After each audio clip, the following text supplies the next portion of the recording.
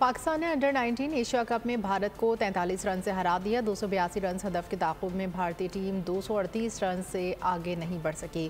Fateh team के शाहज़ेब खान शानदार century की वजह से जीत में नुमायां तरीन रहे।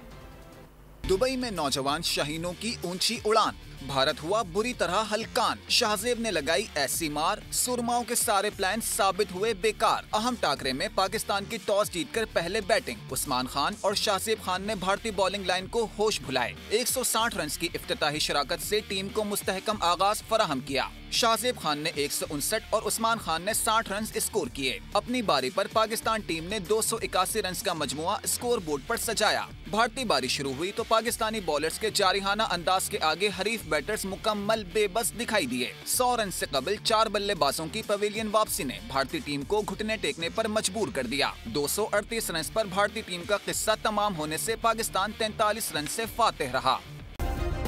सब्सक्राइब करें और बेल दबाएं ताकि कोई खबर रह न जाए।